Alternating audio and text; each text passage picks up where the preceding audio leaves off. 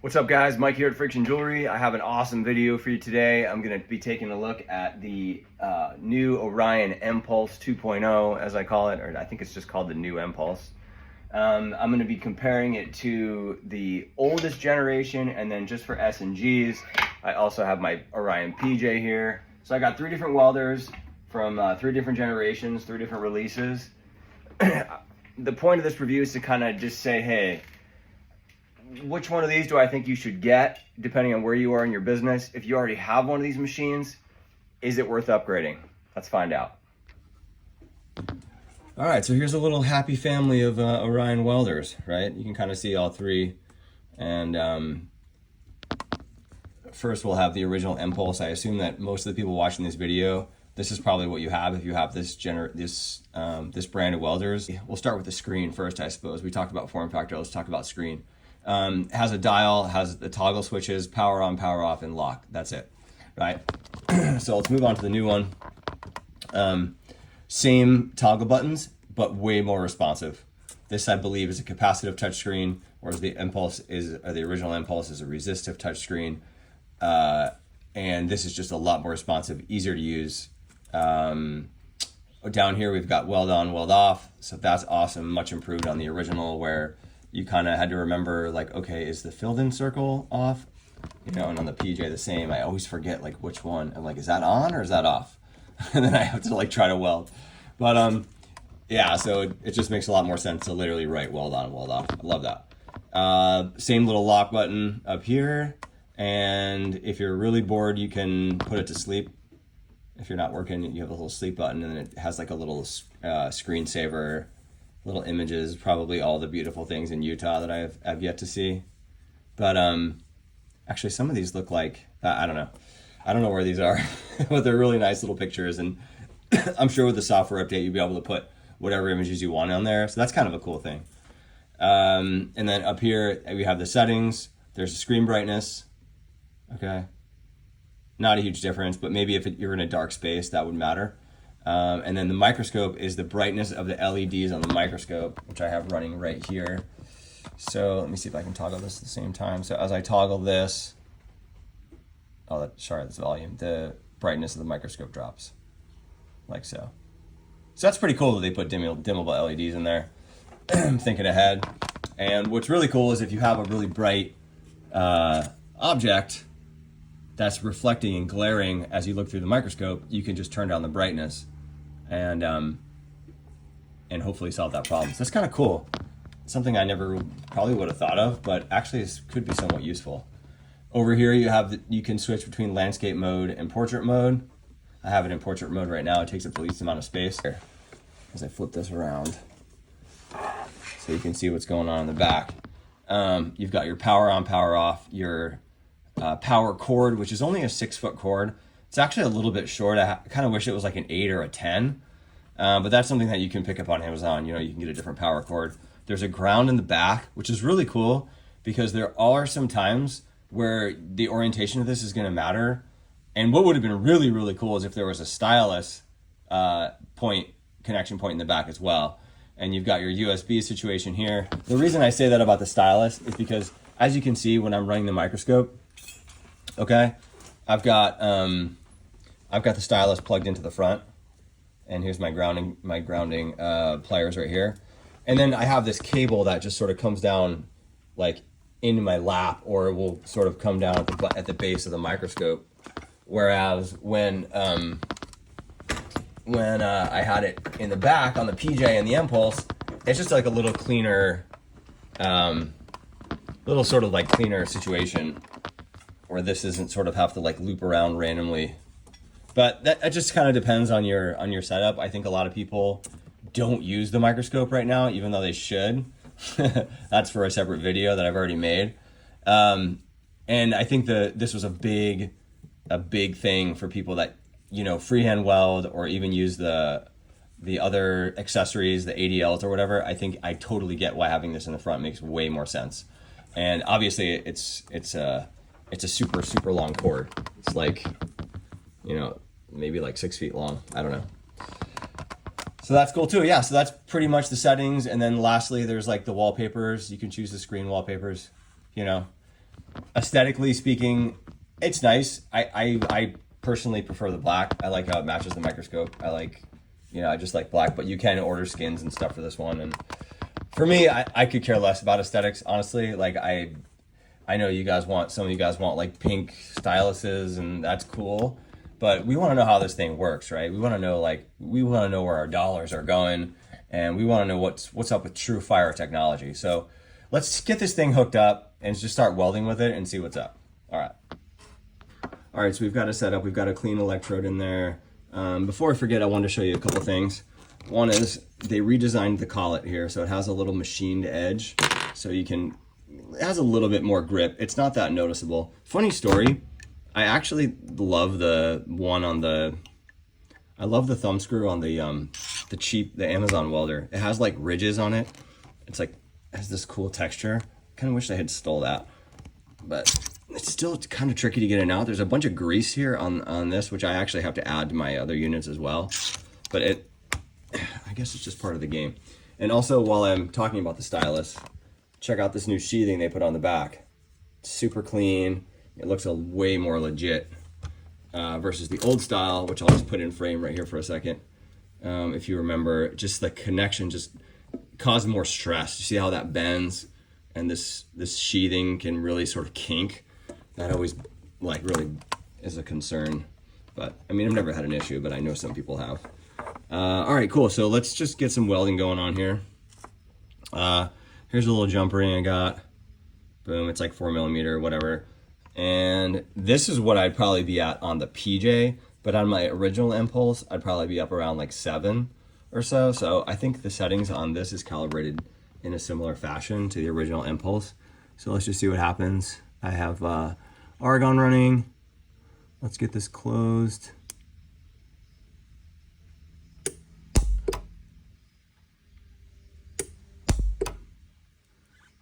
Bang.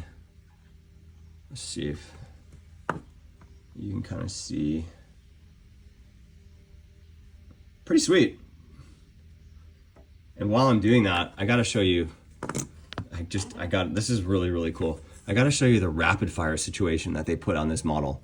Like, boom. I mean, that is so sick, right? It's just super fast. Basically, as soon as the screen auto darkens, if you could see my microscope screen, it fires again. The minute the darkening turns off and gets back to full clear, it can weld again. So that is like snap, bang, bang, bang. And the other ones, if you have the Mpulse, you kind of know there's at least probably a second delay between firing and it able to sort of reset and refire. If you're just starting link welding, there's really not much difference between this link and your standard 26 gauge jump ring. So it's basically like a mini jump ring, right? I don't know what link size that is because I don't have my caliper handy, but I'd say it's probably like, excuse me, like 2mm or so long, and maybe like 1 something wide, if I had to guess, maybe a little smaller than that. But I've got it cut. And I like to work under my microscope for this kind of stuff, even when I'm just opening and closing things. I don't fumble around and sort of mess it up, but I've got it linked on there. You can see now it's on the chain. And we have the welder here. Just move the camera at 4 watt seconds. We have a brand new electrode. I think maybe just for safety, I'm gonna kick it down to 3.5. I haven't dialed in the settings on this machine yet. So I'm gonna try to just go low so I don't blow it up. All right, I've got it nicely connected, and let's see. And that's welded. Yeah, it took a few shots. I probably could have kicked the power up another one, but I can see, I don't usually have to twist test because I can see in the microscope, but boom, I'm pulling on that pretty hard. And yeah, that link is welded. So there you go. That's nice, super smooth weld, very easy. And that was at 3.5 for sterling silver. Like I said, I probably could have kicked up to 4. I think the settings on this machine are very closely calibrated to the original Mpulse, but you know, each machine and even each environment has its own thing. If you guys want to see, we can do something a little bit thicker. I have some of my absolute favorite, I'm actually wearing one right now, curb chain. So for this one, let's use a thicker cutter. You don't want to use your good fine cutters for this bulky chain. So we'll cut the link here. And some of you have seen my tutorial on link welding these. Now it's also better to use proper chainmail pliers to open and close this link, which is one of the reasons why I actually like the Tronics grounded pliers. They're sort of like a middle range. I mean, mine are thoroughly jacked up, but they're sort of a middle range plier where they still can handle heavier gauge. And then, so we've got this open now. Okay. Now, if it was on someone, my technique here is I'll loop it like so. I'll hook it. Okay. Sometimes you got to open it a little bit more. Just cheat with my finger there. So I'll loop it like so, and then I'll take it. This is just my own weird process. Back off, half twist it forward, and put it back on. Okay. Now I think for this guy, this is fairly thick gauge wire. I think we should maybe crank it up all the way to like 10. Let's try 10 watt-seconds, and this is also sterling silver. Let's see what happens. And what's cool about these chainmail pliers is they really allow you to kind of really get a nice grip on your piece. All right, and then more often than not with these curb chains, you're gonna need to flip it, but that penetrated pretty well. I could do one more just to be safe.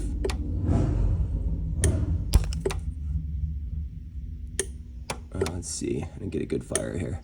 There you go. So that, you see how fast that triggers. If you don't pull the piece away and you're kind of hovering around, your hands are unsteady, it's gonna fire again. But now you can see it is welded. And of course I would probably try to clean it up a little bit. Boom. And because we did that little half twist trick, you can see now as I run it across my hand, it's fully flat. Okay, if we had left it and not half twisted it, there would be a half twist in this chain. It's mind numbing if you've never done it, but yeah, so that was really, really cool, really smooth. Again, that was at 10, and I think that was actually probably pretty perfect. I don't think I could, you can maybe go up a little bit if you really wanted to blast it in one go. But yeah, that's awesome. So big ups to the Mpulse 2.0 on that. You can see we did very thin gauge again, and we did very thick gauge, and I think we got pretty solid results. I mean, I'm ripping this apart with my hand pretty hard, so that's kind of cool. All right, so here's the issue that I'm trying to resolve with the new Mpulse. Okay, over here we have the new Mpulse Stylus with the cap removed, and this is the original Mpulse cap, original Mpulse Stylus. All right, we found this machine to be super finicky, and I've been trying to figure out why. Now, what I've narrowed it down to, and what I think is happening, is the rod that's right here that's attached to the collet that goes inside the sleeve, it's pretty loose. It moves side to side and it moves up and down pretty easily. Whereas the Mpulse one, very little movement. It takes a pretty good amount of force to force the electrode back into the sleeve.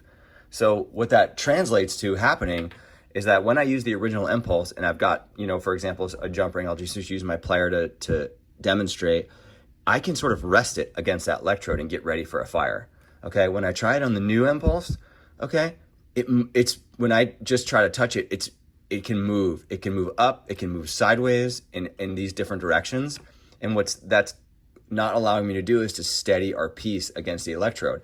And because you have a quicker ignition time, it tries to fire quickly. So you're getting not misfires, but we're losing connection and it's firing. So we have to kind of take a breath, you know, get it set, boom, and it fires. All right, let's take a quick sec to recap and let me go over what I liked, the few things that I didn't like, and who this is for, and do I think you should upgrade. All right, so first thing is the form factor. That's the biggest thing we went over at the top of the video. It's bigger, it's heavier, but it comes with more features. So you're just gonna have to weigh that for yourself. In our practice, in our mobile setup, we found that it was a little bit more difficult to use in our particular setup. We sort of nestle the original Mpulse or the PJ sort of right next to our welder arm. It kind of sits in there nice. We can see the screen. We orient it so the back isn't facing the customer, so they don't see the cables. In one of our setups, we actually have it under the table, which this machine would be great because it wouldn't be on top of the table. But I know a lot of you guys do put your especially in the mobile world and pop-up world, do put your welders on top of the table. And that's an issue. You know, I don't think it's a deal-breaking issue, but it did make it a little bit more, you know, tricky. We haven't quite figured out how to put this and where to put it. It wasn't sort of a direct replacement to the old one. So yeah, that's form factor. But with the bigger form factor, you also get some positives, right? You get extra ports on the front, you get extra port on the back, you get the USB upgrade, and you get the power supply inside, which means you don't have to lug around that brick. I can't tell you how many countless times I roll my wheeled chair over that cable or somebody steps on it when we're doing pop-ups on the street. The things get destroyed. So it's nice to not to have to worry about that extra piece. However, does it sort of outweigh, you know, the bigger form factor? You're gonna have to judge that. For me, I'd rather have the smaller unit. But again, as I mentioned earlier in the video, the amount of features that you get with the new one versus the old one, it's a clear upgrade choice for me. I would for sure upgrade to this unit or the PJ if I had the original Mpulse. There is one caveat to that. That is, if you love your Mpulse, okay, or your Everlinks, whatever you're using right now, Helix, and you're like, I'm doing this as a side hustle, I'm fine, all I need is one welder, you probably haven't even thought about upgrading because you're like, why would I spend the money? If you are scaling your business or you're thinking about expanding, or you have moments where you could want to be in two places at once and you want to add a second welder, this is a great choice. It's $3,000. However, if you're in that mode where your business is growing, you're not really going to feel that much. You know, so I would say, you know, versus buying a second Mpulse, even though you could probably pick one of these up used for $1,500, I still would probably spend the extra money to get the better experience. And the extra sensitivity and the low power sensitivity of this unit, if you want to start working small, like we have done for a while, and I know there's a lot of people that do gold, or there's a lot of people that just want to do dainty chains better, you're going to love this thing. Okay, you're going to love the PJ if you haven't done that one too. Because we had chains on the Mpulse that, it's not we couldn't do them, but we couldn't do them with as much confidence. We couldn't get that exact power setting we needed. And the way that this is calibrated so that your average, 26 gauge wire you're welding at, 7 joules, it just sort of gives you a whole bandwidth below that to be able to weld really, really small things and really, really thin things.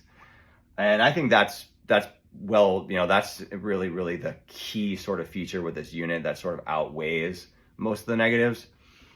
Again, on the plus side, the responsive touchscreen is great. Again, remember, if you have this cord and you touch it with your Stylus cord, it can fly up, and just the resistive screen is just dead, dead tech.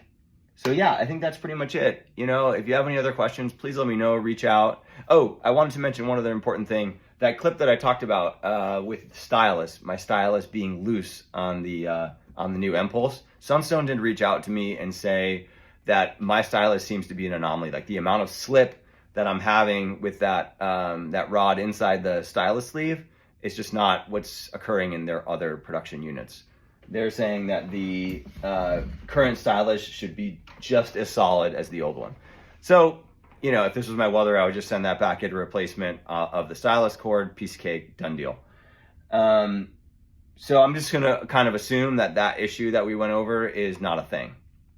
And I think, yeah, so that's pretty much it. If you have any questions, please reach out in the comments. Subscribe if you want to, don't if you don't. I don't get any money from these videos, or from YouTube, or really from anyone. But I love doing them. I love trying to help people out. I love tools. Yeah, And I love this community and trying to be part of the design process of these products and trying to make everyone just have an easier time doing what they do. So go make that money. Happy welding, and yeah, happy summer. See ya.